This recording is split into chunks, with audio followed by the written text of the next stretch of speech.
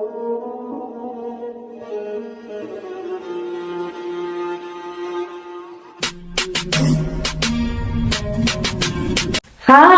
Assalamu alaikum wa rahmatullahi wa barakatuh. I am Mahnoor and you watch MK Vid. Today's topic is very important for every Muslim. I want to speak about taqwa. The fear of Allah, also known as taqwa in Islam, is the cornerstone of Muslims' faith. It is a state of mind that combines love, awe, and reverence for Allah, along with a conscious effort to avoid anything that displeases Him and strive to do everything that pleases Him. In the Islamic tradition, fear of Allah is considered to be one of the highest virtues that a believer can possess. It is believed to be a powerful force that can help a person stay on the right path, make the right choices, and avoid wrongdoing. The fear of Allah is not simply a matter of being afraid of punishment or retribution. Rather, it is a deep and sincere reverence for Allah's power, wisdom, and majesty, which inspires a person to live a life of righteousness, honesty, and compassion.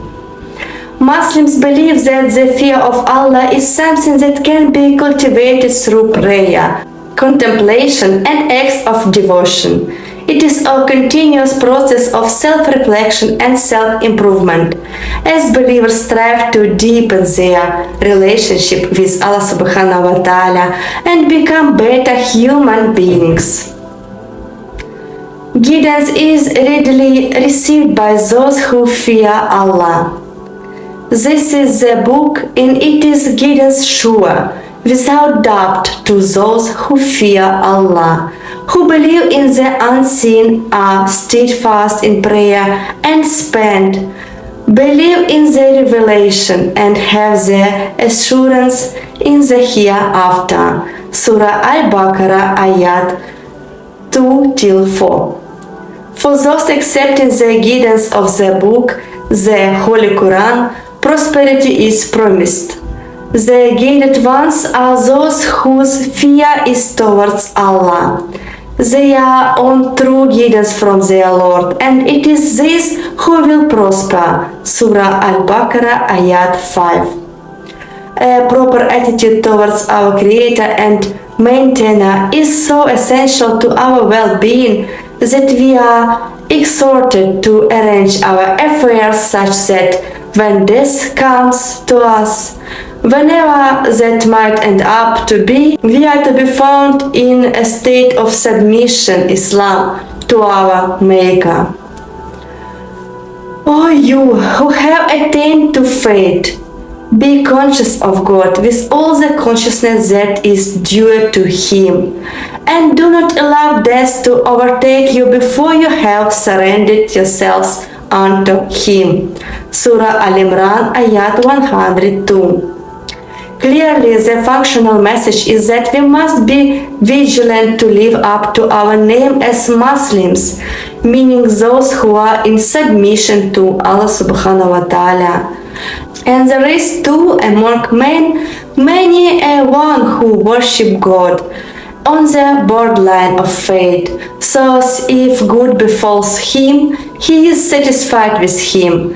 But if a trial assails him, he turns away utterly, losing thereby both this world and the life to come. And this indeed is a loss beyond compare. Surah Al-Hajj, ayat 11. And in Surah Al-Imran, ayat 175, we read, "It is but Shaitan who instills into you fear of his allies. So fear them not, but fear me. If you are truly believers, we are warned not to be seduced by Shaitan, but rather to fear Allah. When we fear other than Allah subhanahu wa ta'ala, we lose His blessings. We lose also our way when our connection to Him is broken. If Allah has protected the believers in the past, He can be counted on to do the same with us. O you who believe, call in remembrance the favor of Allah unto you when certain men formed the design to stretch out their hands against you, but Allah held back their hands from you. So fear Allah, and on Allah let believers put all their trust. Surah Al-Meidia, Ayat 11. Say, not equal are things that are bad and things that are good. Even so, the evidence of the bad may dazzle you. So fear Allah, or you that understand that you may prosper. Surah Al-Maidah, Ayat 100. By invoking Allah alone for our needs and restraining oneself from evil deeds, and especially through regulating our practice of the prayer Salah. Say, shall we call on others besides Allah, things that can do us neither good nor harm, and turn on our heels after receiving guidance from Allah, like one whom the evil ones have made into a fool, wandering, bewildered through the earth? His friends calling, come to us, vainly guiding him to the path. Say, Allah's guidance is the only guidance, and we have been directed to submit ourselves to the Lord of the worlds, to establish regular prayers and to fear Allah, for it is to Him that we shall be gathered together. Surah Al-An'am, Ayat 71-72. Call on your Lord with humility and in private, for Allah loves not those who trespass beyond bounds. Do no mischief on the earth after it has been set in order, but call on Him with fear and longing in your hearts. For the mercy of Allah is always near to those who do good. Surah Al-Araf, Ayat 55-56. Freely sharing one's resources as acts of charity, zakah, with those in need is also associated with appropriately restraining one's speech and one's choices in fear of Allah's approval.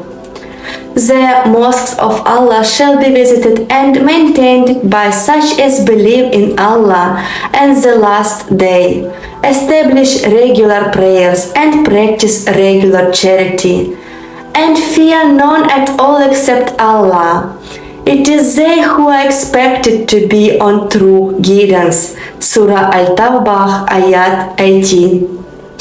Fear of Allah in its positive sense is associated with trust in Allah subhanahu wa ta'ala, even in the most difficult of circumstances, such as during the terrible upheavals of the coming last hour, when the earth will be convulsed in preparation for final judgment. O mankind, fear your Lord, for the convulsion of the hour of judgment will be a thing terrible. Surah Al-Hajj, Ayat 1. About the evil one, it is decreed that whoever turns to him for friendship, him will he lead astray, and he will get him to the penalty of the fire. Surah Al-Hajj, Ayat 4. Even prophets had to be reminded of their responsibility to their Lord. O you messengers, enjoy all things good and pure and work righteousness, for I am well acquainted with all that you do. I am your Lord and cherisher. Therefore fear me and no other. Surah Al-Mu'minun, Ayat 51-52. Imam Ali Naki alayhi salam narrates that Prophet Musa alayhi salam asked Allah, O Allah, what is the reward for one whose eyes shed tears with your fear? The reply was, O Musa alayhi salam, I shall save his face from the heat of the hellfire and prevent him from the hardship of the hereafter.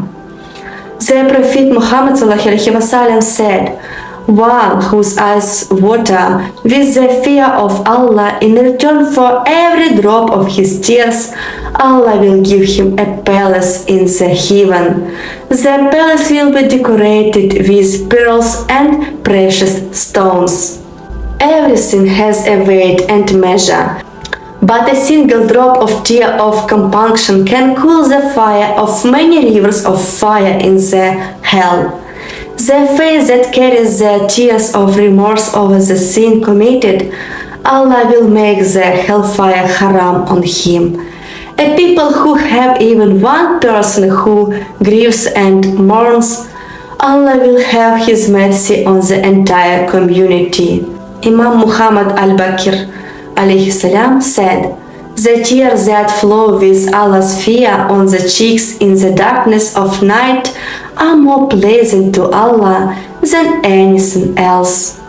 Imam Jafar as-Sadiq alayhi salam has said, "On the day of judgment, all the eyes will be crying excepting of three persons. One of them who closed his eyes to the things that have been pronounced as haram by Allah. Another is the person whose eyes remain open in obedience to Allah. The third person is that whose eyes shed tears with fear of Allah in the night." The Prophet Muhammad ﷺ said, "O Abu Zar, 7 persons will be such that Allah will give them place in His firmament on the day of judgment.